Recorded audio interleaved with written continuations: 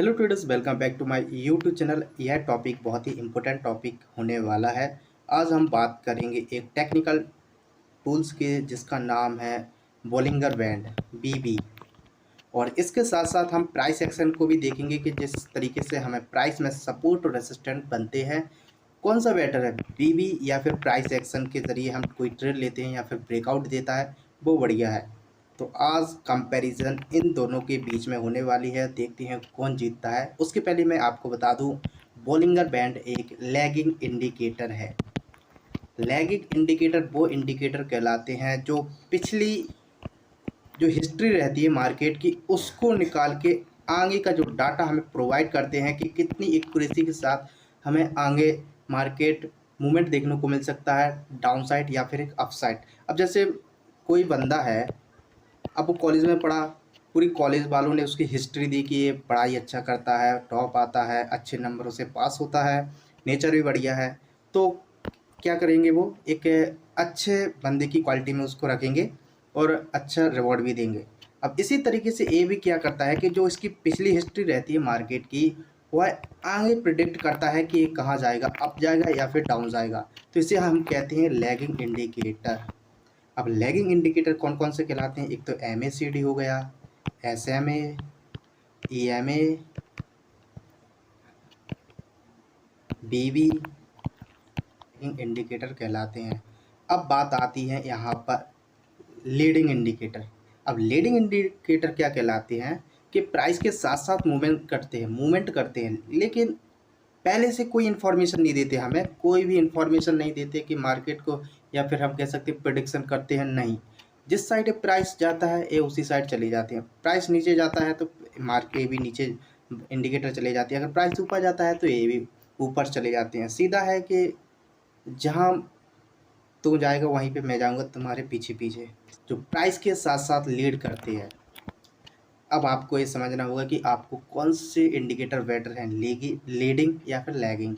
तो चलिए, ये तो हो गई इंडिकेटर की कौन से इंडिकेटर कहलाते हैं, दो टाइप्स के इंडिकेटर रहते हैं। अब हम आते हैं अपने मुद्दे पर, बोलिंगर बैंड।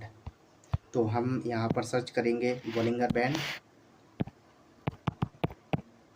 आपको यूज़ करना है सिर्फ ए वाला। अगर आप यहाँ पर देखेंगे तो काफ़ी ज़्यादा एक बोलिंगर बैंड हमें देखने को मिलेंगे, जैसे Bollinger band strategy, Bollinger band strategy directed, और बोलिंगर बैंड सिर्फ यही बीबी हमें सर्च करना है। इसको हम सर्च करेंगे और अपने चार्ट पर लगा लेंगे। अब देखो ये प्राइस के साथ चिपक जाता है, इसकी यही अच्छी बात है कि ये प्राइस के साथ चिपक जाता है, मतलब चिपकू है एक टाइप्स का। अब हमें क्या देखना है, यहाँ पर हमें 3 लाइन देखने को मिलेंगी, अपर बैंड,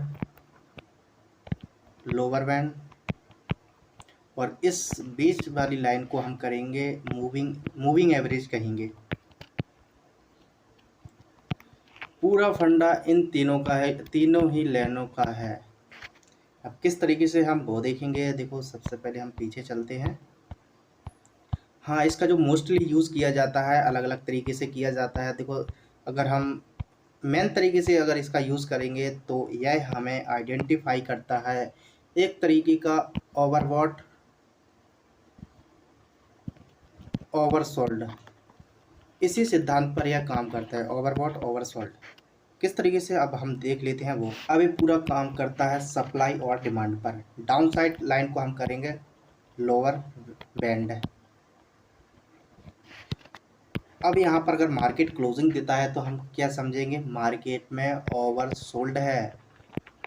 ओवरसोल्ड मतलब मार्केट की जो कीमतें हैं वो गिर चुकी हैं, मतलब ना कि मतलब फ्री का मिल रहा है। अब जैसे टमाटर के भाव ले लो, पहले हमें टमाटर 5 से 10 से 20 के किलो मिलते थे, अब उनका जो प्राइस है 150 से 200, 250 रुपये किलो पहुंच गया है। अब इसी से आप समझ सकते हैं कि जैसे ओवर सोल्ड है तो कई लोग ले रहे होंगे कि वो तो सस्ता है यार, ले लो, कुछ नहीं रखे रहेंगे, टमाटर की चटनी बना लेंगे, तो सभी लोग लेंगे।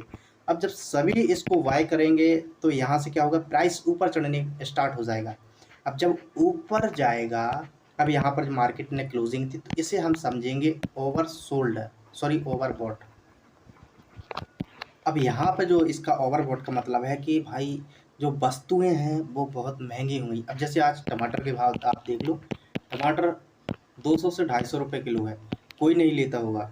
क्यों? क्योंकि ये बहुत ज़्यादा इसकी कीमतें हैं, लेकिन टमाटर तो वही है, मिल रहा उतना ही है, लेकिन उसकी जो कीमतें हैं वो काफ़ी ज़्यादा बढ़ चुकी हैं, तो यहाँ पर कोई नहीं लेगा।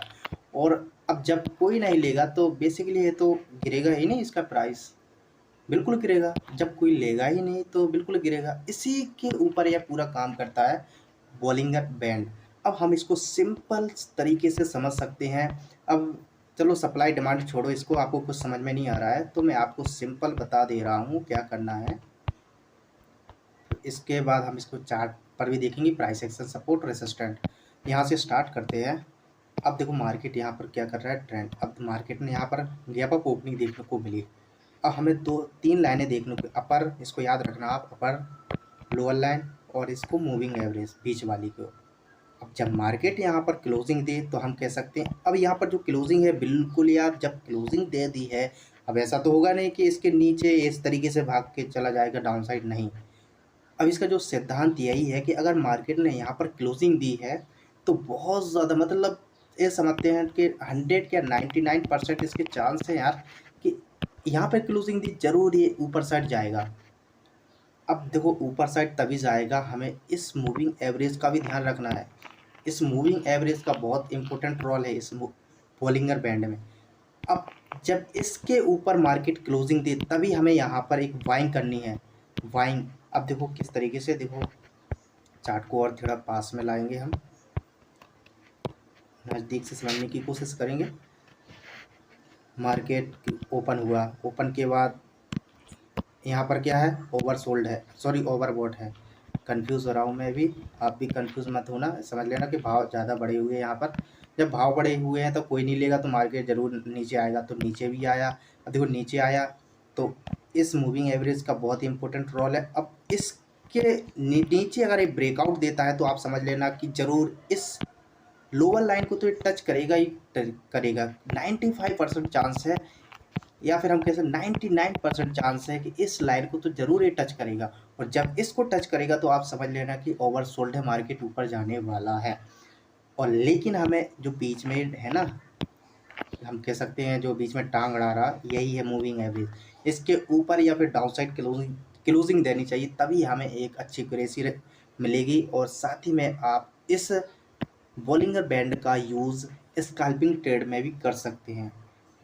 ये वीडियो काफ़ी ज़्यादा लंबी हो जाएगी अगर हम पूरी समझाने की कोशिश करेंगे, तो आप इतना समझ लेना फ़िलहाल इस वीडियो में कि देखो इसको ब्रेकआउट करेगा तो ज़रूरी इस लोअर लाइन को टच करेगा, और इस टच करेगा अगर अपनी इस मूविंग एवरेज की इसमें ब्रेकआउट करता है तो ज़रूर यह ओवरबॉट की कंडीशन में आ जाएगा, फिर से मार्केट एक डाउन साइड।